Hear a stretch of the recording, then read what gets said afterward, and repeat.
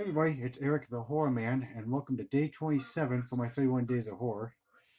Uh, I'm actually going to be representing anthology horror movie for the very first time. This was done in 2007, and it was put out by Scream Factory. I never owned this on DVD. I have the digital soundtrack for it on my Amazon Music on my phone, and I only saw this movie once off of Sci-Fi, but ever since I saw that Scream Factory put this out on Blu-ray, I figured I might as well get it because when I saw this on Sci-Fi, they edited out the killings and the nudity.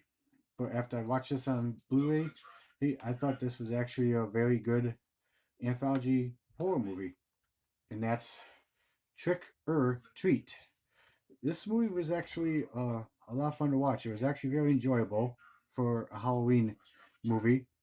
This movie takes place on Halloween night, and you got four short anthology stories, like where you got a high school principal moonlights as a vicious serial killer, the quest of a young virgin for that special someone takes a gruesome turn, a group of teens carries out a cruel prank with disastrous consequences, and a cantankerous old man battles a mischievous trick-or-treating demon.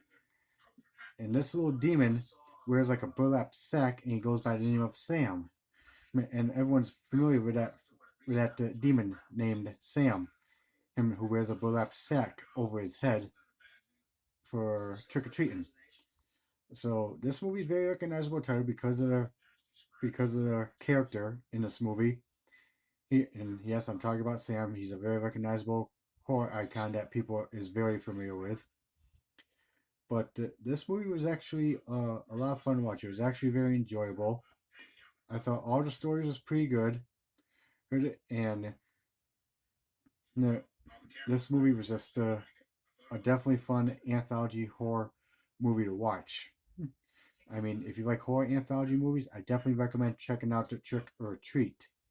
Because if you like Creepshow, definitely check this one out. But the overall, this movie was fun. Has some good cast like Dylan Baker, Anna Paquin, Brian Cox. This movie has some good actors in this one too. The music to the film was actually pretty good. Like I said, I have the digital soundtrack for it on my Amazon Music on my phone. But this was actually a very fun horror anthology movie that takes place on Halloween night.